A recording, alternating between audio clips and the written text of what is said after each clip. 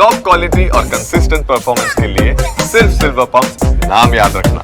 દિલ્હી હાઈકોર્ટના જજને ત્યાં રોકડ મળવાનો મામલો સામે આવ્યો હતો, તેમાં જસ્ટિસ યશવંત વર્માના ઘરની અંદરના દ્રશ્યો સામે આવ્યા છે। દ્રશ્યોમાં દેખાયા અડધા સળગેલા નોટના બંડલ। સુપ્રીમ કોર્ટે પોતાની વેબસાઇટ પર આ વિડીયો જાહેર કર્યો છે। જસ્ટિસ વર્માના ઘરે ક્યાંથી આવી છે આટલી બધી રોકડ, તે પણ એક મોટો સવાલ છે। આરોપીની તપાસ માટે 3 સભ્યોની કમિટીની રચના કરવામાં આવી છે। આપને જણાવી દઈએ કે દિલ્હી હાઈકોર્ટના જજ યશવંત વર્માના બંગલામાંથી 15 કરોડની રોકડ મળવાની વાતો સામે આવી હતી।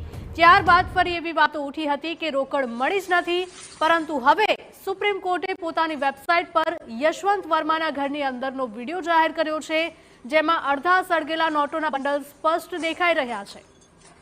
આ સાથે જ સુપ્રીમ કોર્ટે એક રિપોર્ટ જાહેર કરીને જણાવ્યું હતું કે જસ્ટિસ વર્માના જે રૂમમાં આગ લાગી હતી ત્યાં આગ કાબૂમાં આવ્યા બાદ અડધી સળગેલી 4 થી 5 ગોળી મળી આવી હતી, જેની અંદર ભારતીય ચલણના અવશેષ મળી આવ્યા છે।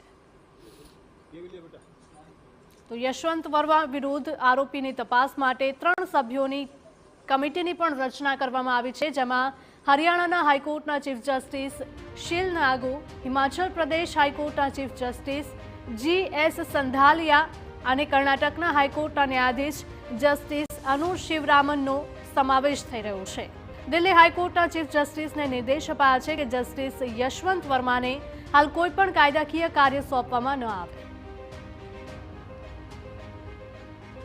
હકીકતમાં હોળીની રજા દરમિયાન દિલ્હીમાં જસ્ટિસ વર્માના સરકારી બંગલામાં આગ લાગી હતી।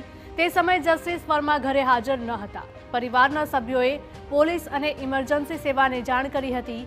આગ પર કાબુ મેળવાયા બાદ ઘરમાંથી મોટા પ્રમાણમાં રોકડ મળી આવી હતી। જોકે જસ્ટિસ વર્માએ દિલ્હી હાઈકોર્ટના ચીફ જસ્ટિસને આ મુદ્દે જણાવ્યું હતું। જે રૂમમાં આગ લાગી હતી ત્યાં ફર્નિચર અને ગાદલાઓ રાખેલા હતા। રૂમમાં નોકરો, માળી અને ક્યારેક CPWDના કર્મચારીઓ પણ આવતા જતા હોવાનું તેમણે જણાવ્યું હતું।